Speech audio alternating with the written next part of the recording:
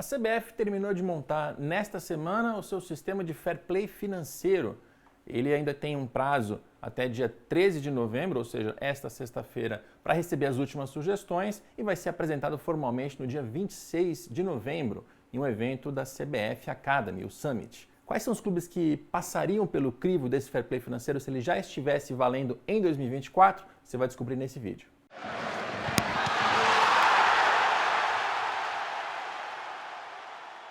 Eu não vou te enrolar, eu já vou dizer de cara que da primeira divisão em 2024, ou seja, dos 20 clubes, só 7 passariam pelo sistema de fair play financeiro que a CBF montou se ele já estivesse valendo em 2024. Esse foi um cálculo feito por mim mesmo. Eu tive acesso a um documento que coloca ali todas as regras financeiras que os clubes vão ter que cumprir e baseado nessas regras, peguei os números de balanço financeiro e fiz os cálculos para entender quem se adequaria e quem não.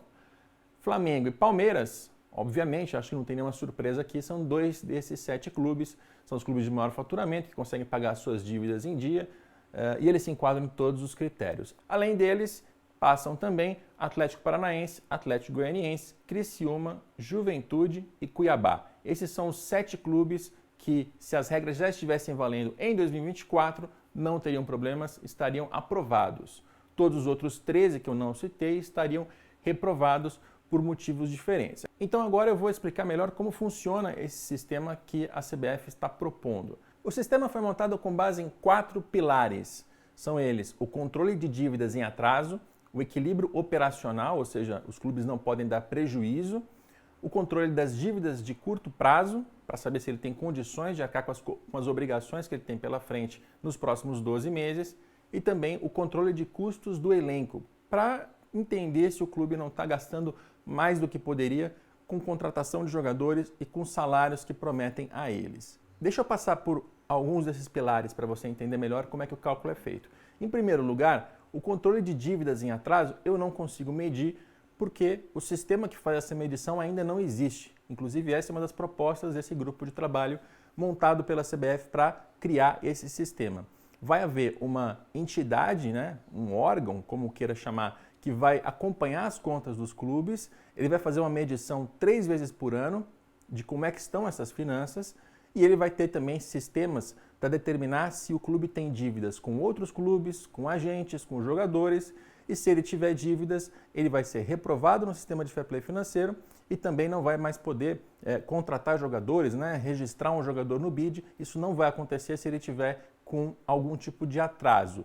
Mas como eu não sei quais são os 20 clubes que estavam em atraso em 2024, a gente não tem essa informação. Dos 4 pilares, só 3 foram avaliados nessa conta que eu fiz. Na parte que eles chamam de equilíbrio operacional, os clubes não vão poder ter prejuízo, ou seja, o resultado líquido tem que ser 0 ou mais, considerando receitas e despesas que eles chamaram aqui nesse documento de relevantes. Todas as receitas são aquelas de direito de transmissão, patrocínio, bilheteria, sócio-torcedor e venda de jogador, com valor líquido de comissões de agentes e de outros terceiros que participam dessas transações. E da parte das despesas, são todos os custos que o clube tem com o futebol e também amortizações, baixas de atletas no intangível, enfim, são questões um pouco contábeis demais para um vídeo como esse, mas saiba que o cálculo está sendo feito dessa forma. Então os clubes não vão poder ter prejuízo. Agora, e se tiver prejuízo? Para os clubes de Série A, vai ter um limite de 30 milhões ou 2,5% da receita, o que for maior, que os clubes vão poder ter como um prejuízo, mas eles vão entrar num status de monitoramento, ou seja, eles vão passar a ser acompanhados mais de perto e cobrados para resolver essa situação nas temporadas seguintes. No caso de clubes da Série B, esse limite vai ser de 10 milhões de reais ou 2,5% das receitas, o que for maior. Esse é o critério, inclusive, que usam as principais ligas estrangeiras avaliadas pela CBF como referências, com a diferença de que na Espanha e na Inglaterra é 0 ou mais, você não pode ter prejuízo, e quando a gente fala de UEFA ou de França, eles comparam as últimas 3 temporadas e fazem ali uma média ponderada, algo dessa natureza para fazer esse cálculo. No controle de custos com o elenco, o cálculo funciona assim. Você pega toda a folha salarial, que é composta por salário, direito de imagem, encargo social. Você soma também as amortizações de jogadores que foram contratados, esse é um número que ele é mais contábil, mas que ele está lá no balanço, e tira também os valores de terceiros, de agentes, as comissões. Todos esses valores somados têm que representar 70% das receitas ou menos para os clubes da Série A ou 80% ou menos para os clubes da Série B. E esse é um jeito que o sistema tem de incentivar os clubes a serem responsáveis na hora de contratar jogadores. Eles não podem prometer um salário ou pagar tanto no direito de um atleta se ele não tiver receita para conseguir fazer frente àquele custo. E no controle de dívidas de curto prazo, valem todas as obrigações que o clube tem pelos próximos 12 meses. Aqui é bom ter em mente que dívida é qualquer coisa que o clube precisa pagar. Não é só dívida naquele sentido popular de deveu, não pagou, atrasou, deu calote em alguém. Não são só os calotes, embora os calotes também estejam considerados. Aqui vale o jogador que o clube comprou e parcelou os direitos para pagar nos próximos anos. Isso é uma dívida, uma obrigação, o clube tem que pagar. Então, quando você pega todas as dívidas de curto prazo, você compara ela com a receita e ela tem que ser 45% ou menos, descontando também o valor que está disponível em caixa. E esse é um jeito de obrigar os clubes a não assumirem dívidas por um prazo muito curto. Se você pega um empréstimo bancário que vai ter um pagamento espalhado em 5 anos, é mais fácil de pagar do que um empréstimo bancário que você tem que pagar todo no ano seguinte. Vale dizer que todas essas regras foram comparadas com sistemas estrangeiros, da UEFA, que vale para todo o continente da Europa, da França, da Inglaterra e da Espanha. E o Brasil está se adequando àquilo que já é praticado em todas essas ligas, quando a gente fala de países ou então do continente inteiro da Europa. A gente finalmente vai modernizar o nosso sistema de controle financeiro, até porque não tinha nenhum antes disso, e vai dar incentivos para que os clubes sejam mais responsáveis daqui em diante. Agora, só vai funcionar se a violação de alguma dessas regras trouxer algum tipo de prejuízo, se a punição valer. E quais são as punições? Na primeira violação do sistema, o clube vai receber uma advertência. Então ele vai ser chamado na chincha para resolver as suas contas. Na segunda violação, começam as punições mais severas. São elas, primeiro, uma advertência pública, então o dirigente vai passar vergonha, depois vem uma multa pecuniária, vai ter que pagar dinheiro para cada infração que ele cometer, vai ter uma retenção de receitas, então a CBF vai segurar eventualmente premiações de competições para fazer o pagamento daquelas dívidas, vai ter uma restrição da inscrição de atletas, que já se popularizou como transfer ban, né? A gente vê isso muito acontecer com transações com clubes estrangeiros, que os clubes brasileiros compram, não pagam, o estrangeiro reclama e a FIFA aplica um transfer ban, isso vai passar a existir também no âmbito da CBF, dedução de pontos, rebaixamento e a mais severa de todas, a cassação da licença para disputar competições nacionais. Como a gente está falando de um sistema da CBF, ele vai valer para séries nacionais, Série A, Série B, C e D.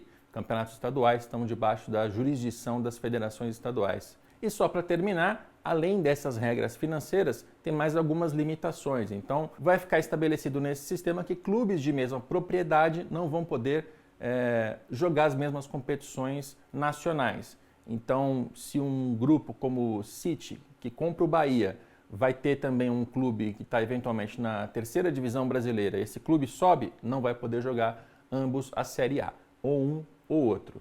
Além disso, as demonstrações financeiras e contábeis, que aliás foram a base que eu tomei para fazer esse cálculo aqui, né, de quais clubes passariam em 2024, elas vão precisar ser padronizadas, graças a Deus, porque é muito difícil fazer esse tipo de cálculo quando os números não estão padronizados.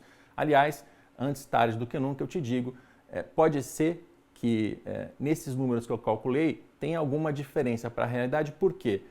Quando a gente fala de custos que vão ser considerados nos cálculos, vão ser ignorados, vão estar isentos aqueles custos com futebol feminino, categorias de base, esportes olímpicos, projetos sociais.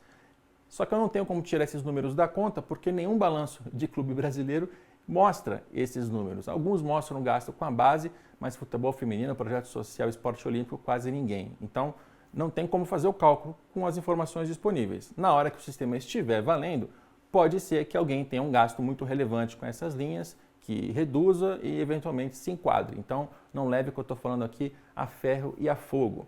E o próprio Red Bull Bragantino, que é um dos clubes que eu apostaria que passaria pelo sistema de fair play financeiro, eu não estou considerando ele como aprovado porque o balanço dele não tem as notas explicativas, não tem o detalhamento, só tem os números principais e com eles não dá para fazer essa conta. Então, pode ser que o Bragantino passe, pode ser que não, vai depender.